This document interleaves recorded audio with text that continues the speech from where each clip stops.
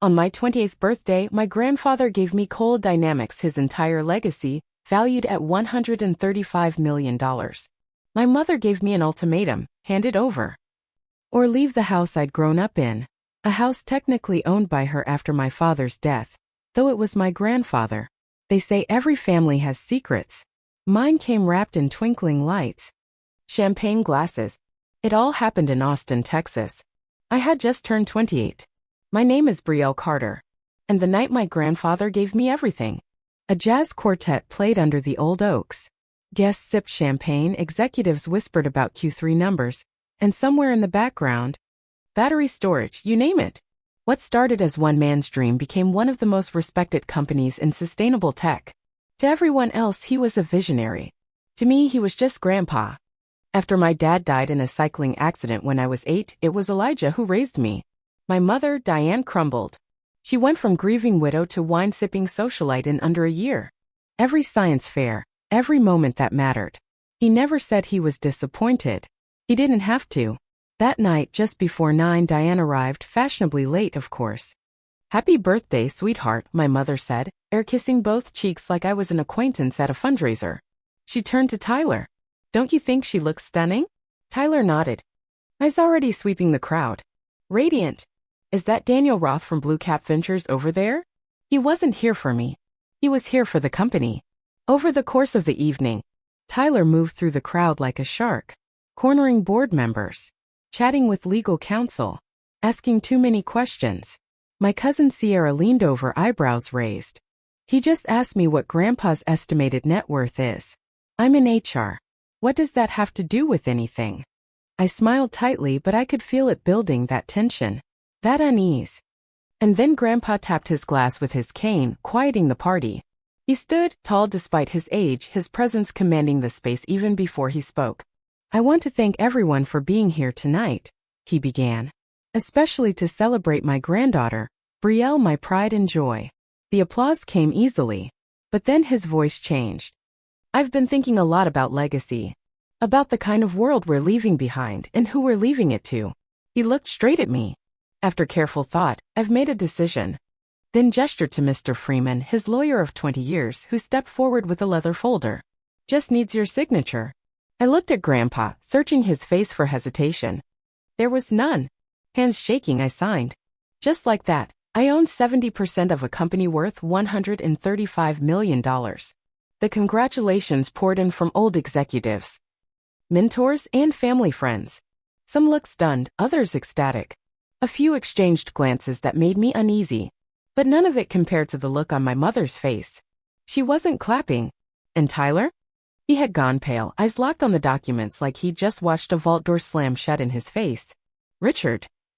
The rest of the night blurred. Hugs, laughter, fake smiles. Whispers. So many whispers. But what I'll never forget, what made my stomach twist, was what Tyler said as he leaned close. But the tension hung in the air like a storm cloud. Guests hugged me goodbye, their gift bags swinging, their smiles a little too practiced. But underneath the laughter and champagne, something bitter was brewing. Tyler had been silent since his parting jab, but I could see it in his eyes. He wasn't done. And my mother? She lingered by the study doors, arms folded. A look on her face I hadn't seen since I was 12 and caught lying about a school project. I was helping the catering staff in the kitchen when she called out from behind me. "Brielle. Now." I turned startled. She stood there in heels too high for hardwood floors, arms crossed, and Tyler, always 2 steps behind, leaned against the doorway like he owned the place. "In the study," she said. I followed. The study had always been Grandpa's sanctuary. Bookshelves lined with engineering manuals and legal texts. A hand-carved desk that still smelled like cedar. Family photos. Old patents and newspaper clippings from the early days of Coal Dynamics. It was where he taught me what photovoltaic meant when I was 12. Now it felt like a courtroom. What the hell was that? Diane snapped the moment the door closed. "A gift," I said carefully. "A surprise to me too." "A mistake," Tyler cut in. His tone shifted. Gone was the smooth salesman. "You can't possibly believe you're equipped to run a company of that scale." I stood my ground. "I've worked at Coal Dynamics every summer since I was 17. I've earned this," Tyler said, stepping closer. "I'll serve as acting CEO while you transition into the role. Gradually, the audacity made my hands go cold. I'm sorry, we have made a decision? He smiled like a predator. It's the logical move, Brielle. I have executive experience and frankly, the board will respect me more. My jaw locked. You don't work for the company. I'm your stepfather, he said. And I'm protecting the family legacy. No, I said. You're protecting your access to power. Diane circled Grandpa's desk like it belonged to her. This isn't about taking anything from you, she said, voice silky. It's about balance. Optics. You get the spotlight. Tyler does the heavy lifting. Everyone wins. Absolutely not. Tyler's eyes narrowed. You entitled little girl. This isn't a game. You're out of your depth. I stepped forward. I have full ownership. The documents are signed. Grandpa didn't just give me the company, he gave me the power to say no. Diane scoffed. He was emotional. Sentimental. Probably manipulated. By me. I asked, stunned. Do you even hear yourself? It's my house now too, Diane said. And if you can't respect that, then maybe you need your own place. I felt something inside me collapse. Not because of the eviction threat. Because the woman who gave birth to me was standing there, choosing this man over me. Again, a beat of silence. Then a quiet voice from the doorway. Well, Grandpa said, stepping in. Quite the family strategy session. Tyler froze. Diane turned pale. Dad, we were just... I heard enough, he said calmly, his cane clicking softly as he crossed the room. You're not subtle, Tyler. We implement Plan B. Tyler laughed nervously. Plan B. Grandpa's eyes sharpened. The conversation was over. I walked out of that study with my chest burning and my fists clenched. Not from sadness, but from clarity. For the first time in years, I wasn't seeking permission. I was taking the wheel. A fireplace no one used. The kind of place that felt luxurious until you realized you were there because your mother had chosen her new husband over you. I barely slept. Changed it 6 years ago after leaving his second wife with $800,000 in debt and a lawsuit. I stared at him. You've been investigating him? Since the day your mother brought him home. There were photos, Tyler meeting with a competitor's CEO over drinks, Tyler accessing confidential files from a borrowed tablet, even Tyler on a trip he told Diane was just a golf weekend. 2 aliases. 3 bankruptcies. No executive experience. He's not here for family. He's here to gut the company. I sat back stunned. What about Mom? Does she know? Grandpa's face softened. Your mother sees what she wants to see. She always has. Then he leaned forward. You own 70% of Coal Dynamics. I kept 25%. The other 5 is public. But here's the kicker, Section 24B of the transfer agreement. He slid the papers toward me. No structural decisions can be made, no executive hires. No large financial transfers, without signatures from both majority stakeholders. You and me. I blinked. So, Tyler can play CEO all he wants, but he can't actually move money or make changes. Exactly. Something clicked. The pressure in my chest eased and I sat taller. Grandpa leaned in and tapped the folder. We don't need to chase him. We just need to give him enough rope. He'll tie the noose himself. By noon I saw just how bold Tyler had become. When I arrived at Coal Dynamics headquarters, my access badge didn't work. The security guard, someone new, refused to let me in. I work here, I said. He looked at the list on his tablet.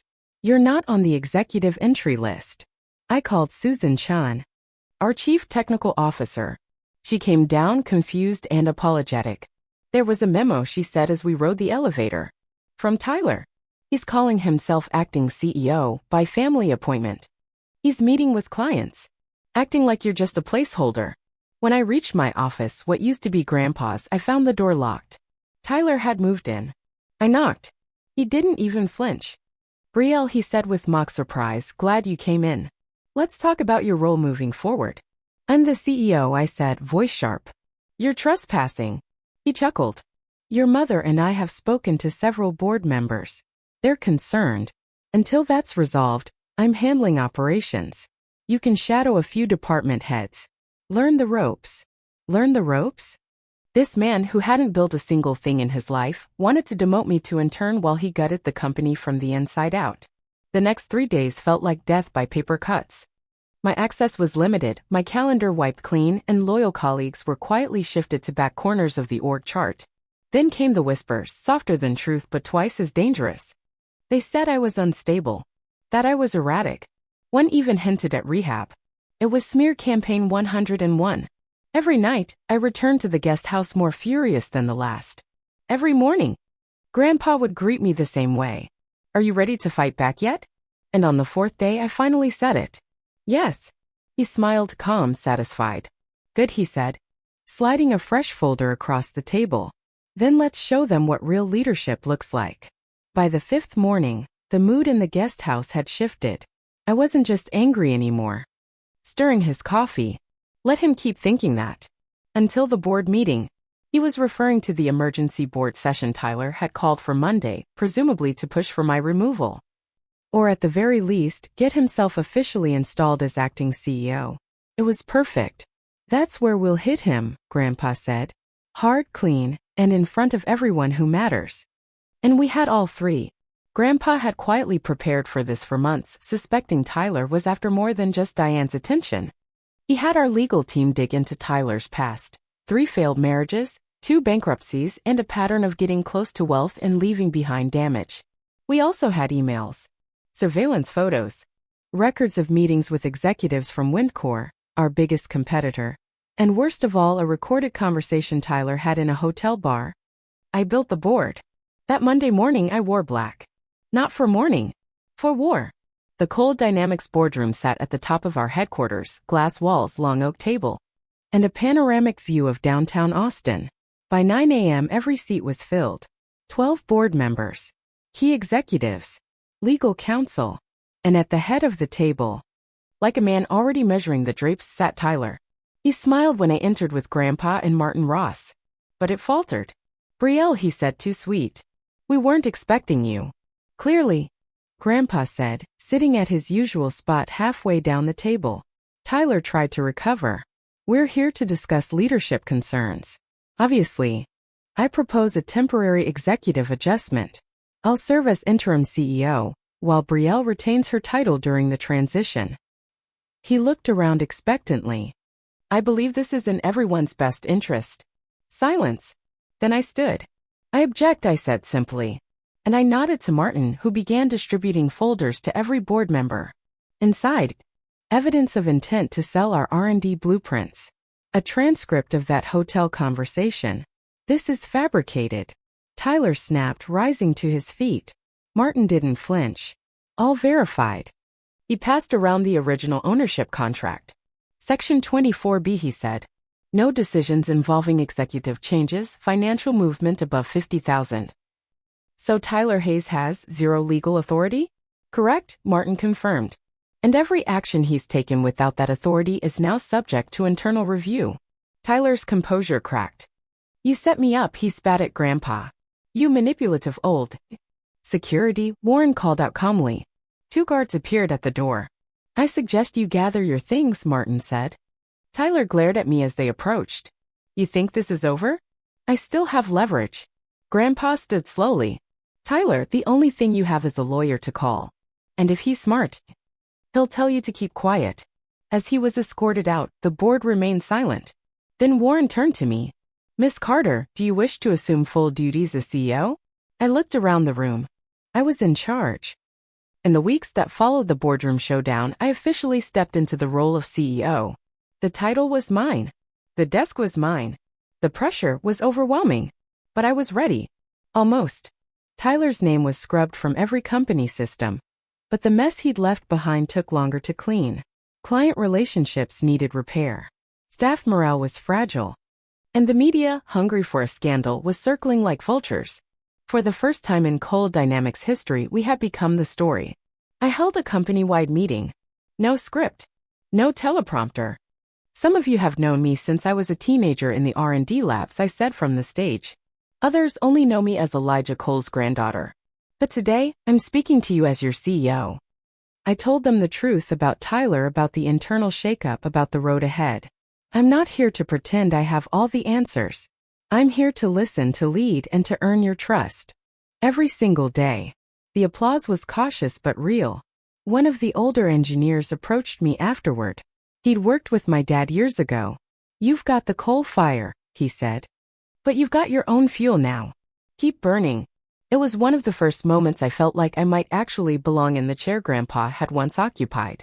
But just as the company began to stabilize, another storm rolled in.